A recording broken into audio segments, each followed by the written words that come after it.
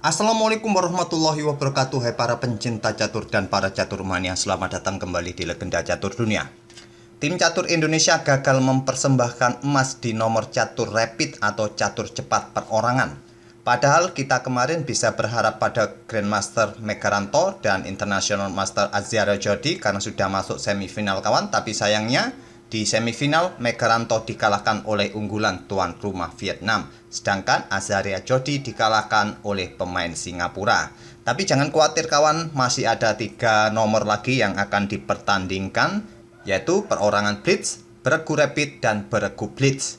Dan berikut inilah kawan gamenya Grandmaster Susanto Megaranto berhadapan dengan Grandmaster Vietnam di babak semifinal pada game pertama. Mereka bermain 2 game kawan, di game kedua mereka berakhir remis.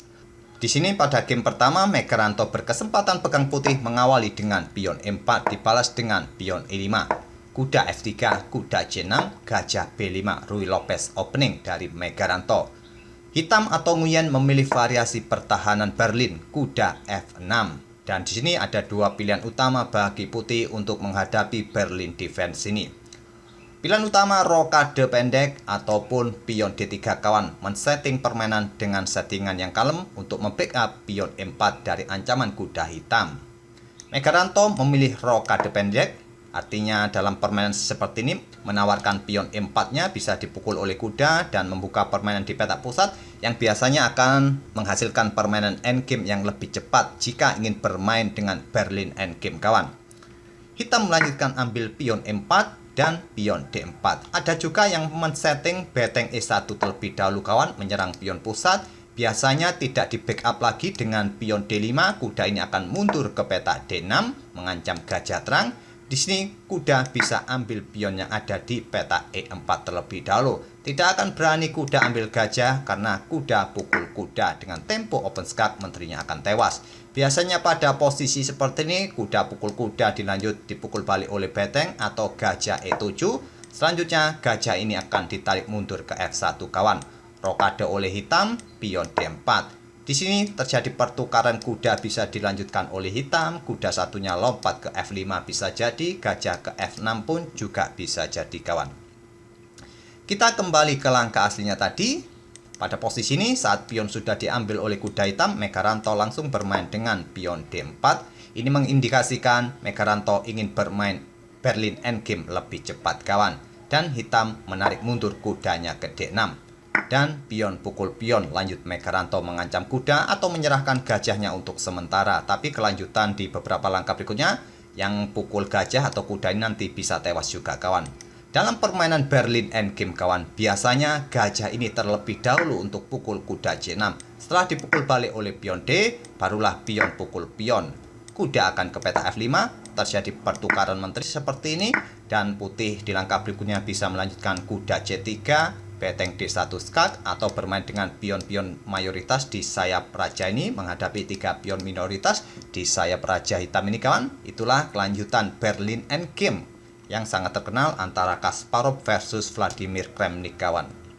Di posisi ini tadi saat pion D4 sudah dimainkan oleh Megaranto, kuda mundur ke D6, Megaranto melanjutkan langsung bertukar pion, kuda ambil gajah, sekarang pion A4 oleh Megaranto. Dan kuda ini sudah tidak mempunyai peta yang bagus untuk menyelamatkan diri kawan. Ke peta ini ya jelas dipukul nanti malah menguntungkan bagi putih. Variasi kuda mundur ke peta D6 kawan akan membuka lajur bagi beteng, nanti bisa langsung menyerang.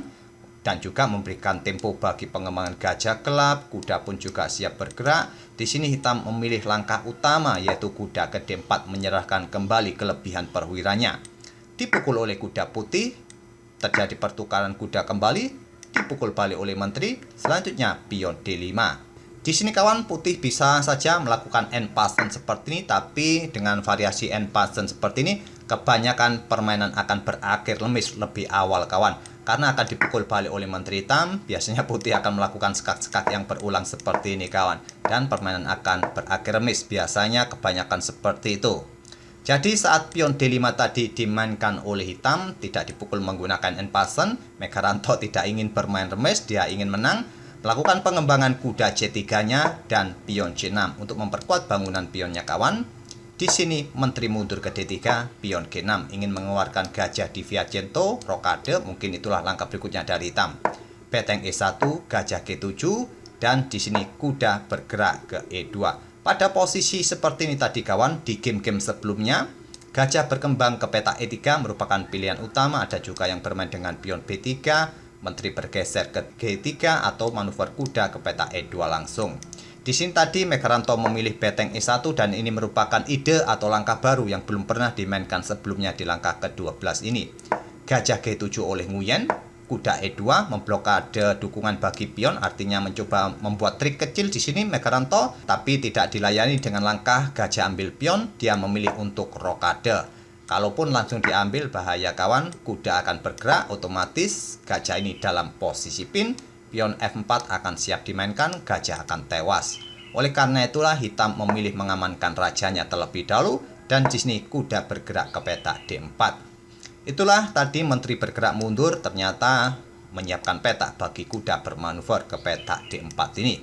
Beteng E8 menyerang pion, di sini di backup dengan gajah F4, gajah D7, pion B4 mulai menyisir lewat sayap menteri kawan, pion A5 menantang pertukaran, ditolak di backup dengan pion C3 dan pion B6. Sama-sama membuat settingan kalem di sisi menteri seperti ini, menahan diri siapa yang mendahului untuk baku hantam. Selanjutnya adalah pion B5, memberikan pressure bagi pion C6. Pion hanya didorong menjadikan sayap menteri tertutup, mengancam kuda. Kuda mundur ke C2, memilih peta yang salah bagi kuda menurut Stockfish. Pada posisi ini ada dua pilihan kawan, mundur ke peta F3 atau melangkah ke peta C6. Menurut saya langkah yang bagus mungkin kuda F3 ini. Kalaupun bergerak ke peta C6 ini kawan, kemungkinan akan disikat oleh gajah dan kalian akan mempunyai bangunan pion yang terpisah-pisah seperti ini. Sangat jelek bagi putih. Jadi saya rasa peta F3 sedikit lebih bagus daripada kuda ke peta C6. Oke, kita kembali ke langkah aslinya. Di sini tadi kuda memilih peta C2 dimanfaatkan oleh gajah F5, memberikan serangan tusuk sate kawan dan dibalas dengan langkah menteri menghindar ke D2. Sekarang pion D4 mulai mendorong pionnya untuk membuka permainan peta pusat. Di sini ada trik kecil kawan, walaupun langkah ini tidak disukai juga oleh Stockfish. Stockfish tadi menyarankan menteri ini keluar ke peta H4. Dan pada posisi Megaranto menggeser beteng A ke D1. Sama-sama juga membuat langkah-langkah yang kurang presisi. Pada posisi seperti ini, langkah yang disarankan engine langsung bertukar pion pusat. Tapi yang tidak disukai oleh Megaranto mungkin adalah gajah akan pukul kuda terlebih dahulu, mendefleksikan posisi menteri untuk meninggalkan pion pusatnya kawan. Menteri akan pukul balik gajah dan menteri hitam akan pukul pion D4. Memberikan pressure bagi pion ini juga akan tewas, hitam mempunyai pion bebas, mungkin seperti itu. Apabila pada posisi ini pion G3 akan dimainkan untuk membackup gajah dan selanjutnya beteng bisa menyerang menteri, ya simple, mungkin hitam akan melanjutkan langkah ambil pion E5 menantang pertukaran, beteng A D1, menteri ke B2 menantang pertukaran menteri, terjadi pertukaran seperti ini kawan. Hitam memang akan terlihat unggul satu pion di sayap menteri ini dan mempunyai pion bebas. Tapi engine menyatakan permainan masih cukup seimbang. Apapun masih bisa terjadi kawan. Oke, kita kembali ke langkah aslinya. Setelah pion D4, beteng A bergeser ke D1 dan jawaban hitam adalah pion D pukul pion C3. Dipukul balik oleh menteri. Selanjutnya menteri H4 menyerang gajah. Di backup oleh pion G3, menteri ke H5, selanjutnya kuda ke E3, bermanuver mengincar gajah terang. Diantisipasi dengan menteri F3, posisi kuda dalam posisi kena pin, tidak akan berani ambil gajah, dan persiapan juga gajah ini ditempatkan di peta E4, dan persiapan ancaman skakmat jika kuda ini pindah. Di sini kawan diantisipasi dengan langkah kuda ke D5, membuka tantangan pertukaran menteri juga kuda mengincar pion B6, hitam langsung bertukar menteri agar kudanya tidak mempunyai tempo untuk ambil pion B6-nya. Sekarang beteng A bergeser ke D8 menantang pertukaran, ditolak oleh Megaranto bermain dengan pion H4. Kuda bergerak ke peta D5 merupakan pilihan Stockfish kawan. Tapi balasan hitam kemungkinan adalah gajah bergerak ke C2 mengancam beteng juga pion yang ada di peta A4. Mungkin kuda dipersiapkan tetap untuk menjaga pionnya ini kawan. Pion lemah yang mudah diserang oleh gajah terang hitam. Akhirnya bermain dengan pion H4 ini.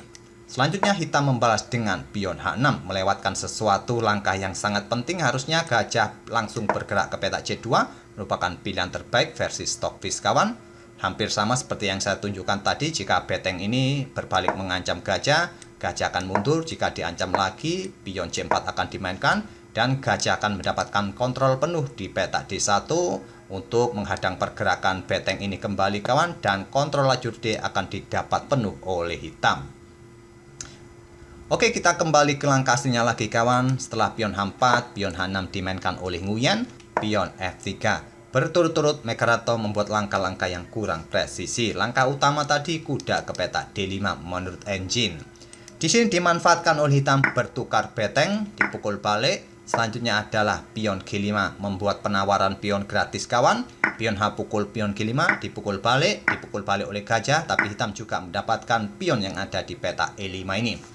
Kita sudah berada di langkah ke-31 kawan. Terlihat komposisi perwira, putih mempunyai beteng kuda plus gajah, sedangkan hitam mempunyai beteng dan sepasang gajah. Tentu komposisi seperti ini sudah sangat jelas dalam permainan yang sudah terbuka seperti ini. Banyak pion yang sudah habis, tentu sepasang gajah akan lebih efektif untuk memberikan tekanan-tekanan.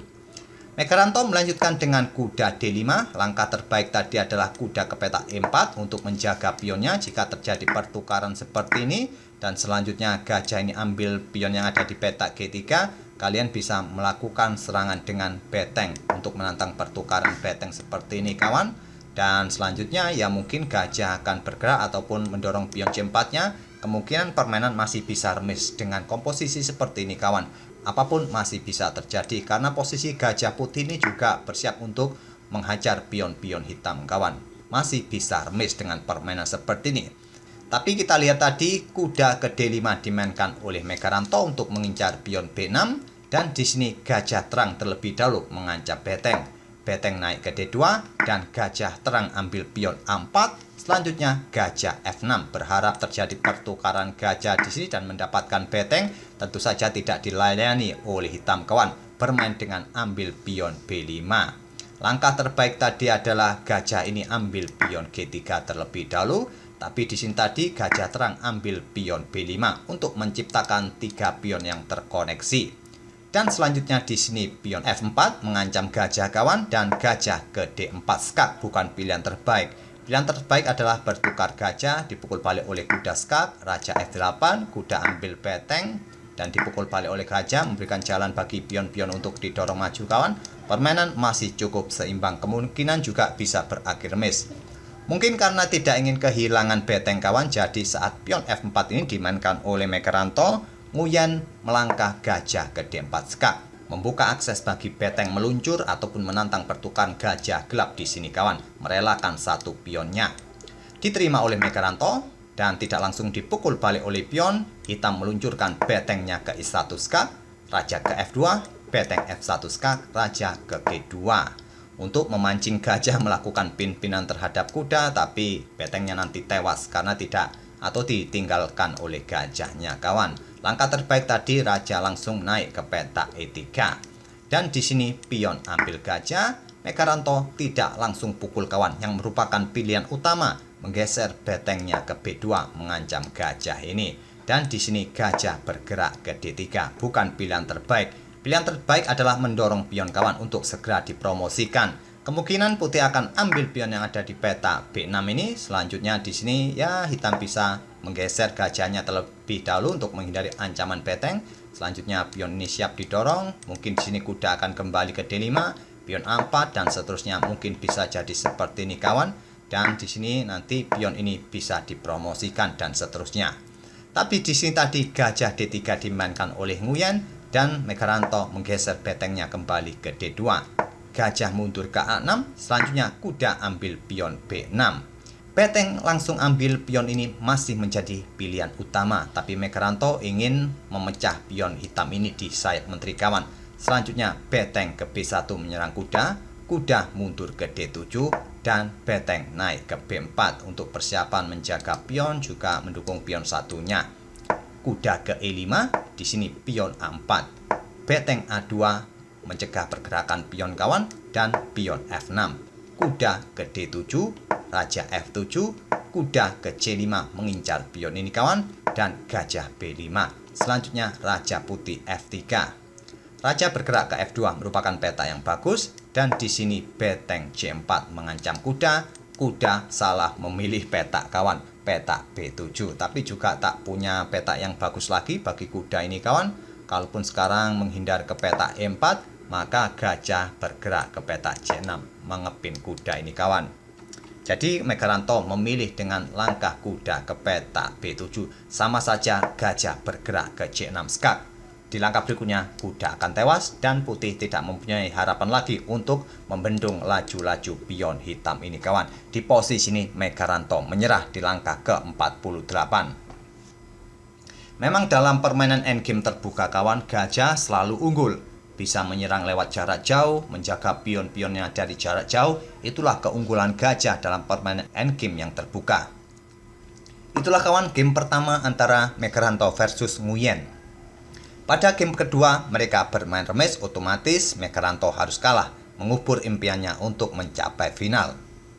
Semoga saja di nomor berikutnya, di nomor blitz perorangan ataupun nomor beregu, nanti Indonesia mendapatkan emas kembali, dan kita akan tunggu saja kiprah-kiprah para pemain kita kawan. Kita akan bertemu di video-video berikutnya. Terima kasih. Wassalamualaikum warahmatullahi wabarakatuh.